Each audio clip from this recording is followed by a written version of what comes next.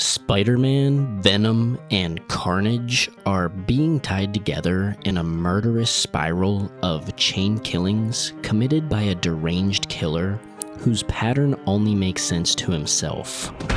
This is Death Spiral. Now lock in.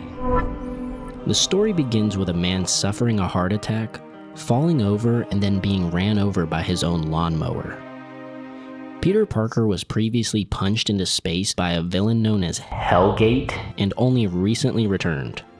His alien friends he picked up along the way are safe with the Fantastic Four for now, while Peter scrambles to put his life back together.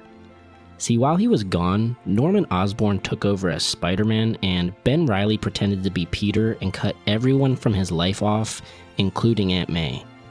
While he swings through the city to clear his head, he sorts through an endless amount of voicemails, and throughout the story we see news reports of more tragic accidents occurring in the background, such as this car that was steered by some woman into a tree. How'd that get in there?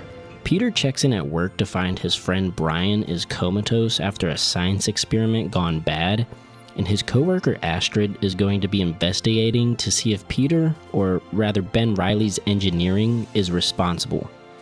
Dozens more bodies turn up while Peter deletes multiple voicemails from Eddie Brock and Mary Jane. Eddie is trying to warn Peter that Carnage knows his secret. So, cut to Eddie Brock Carnage. After a countrywide trip hunting serial killers, they're both back in New York City, and Carnage has one thing on his mind: kill. And he's glad that Peter knows that he knows. While the victims in the background start to become a little more obvious why they're woven into the story, seeing as the latest was named Cornelius Brock. And a woman named Parker goes overboard on her cruise winding up shark bait.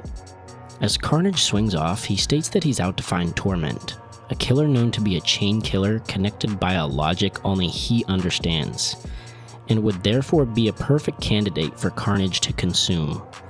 But Eddie has other plans, such as knocking on his son Dylan's door and getting punched in the face. And as if your son greeting you with a fist wasn't bad enough, everybody's favorite character Paul shows up to tell Eddie Brock that he has no right to talk to his son. I mean, I get it, but pipe down, Paul. We can all agree that nobody likes you. A piano falls and crushes a man, Pink Panther style, and right when Dylan decides to hear his father out, Eddie asks where Venom is. Dylan, taking offense to this, realizes Eddie isn't here to see his son at all, so he tells him to go find Mary Jane Watson if he wants Venom, who across town in Central Park is strolling around with Flash. Mary Jane recalls how rude Peter was to her when he found out she is now bonded with the Venom symbiote, but what she doesn't know is that was actually Peter's clone Ben Reilly. See, Mary Jane didn't have a choice any more than Venom did. When her jackpot bracelet marked her for death in the Venom War, she and Venom bonded to save her. And this is where we start to get some romantic tension between Mary Jane and Flash, since I guess she's available after dumping that bastard Paul, which that was cool, but personally to turn around and run to Flash Thompson, I don't know. It's uncomfortable to see Peter's ex-wife act like this. But to break the tension, Paul calls MJ to let her know that Dylan has gone full recluse and Eddie Brock is looking for her. And before we move on, I just gotta add that the new Venom design is completely chopped and flat. The color scheme is cool, but the look is...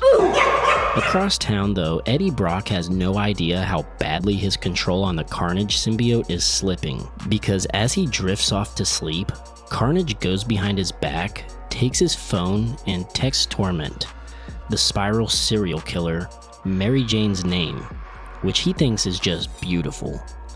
But if you made it this far in the video, thank you, and let me know what you think of Death Spiral so far. I think Amazing Spider-Man has been pretty bad for a long time, but I love Carnage and Venom, and I'm pretty optimistic for this so far.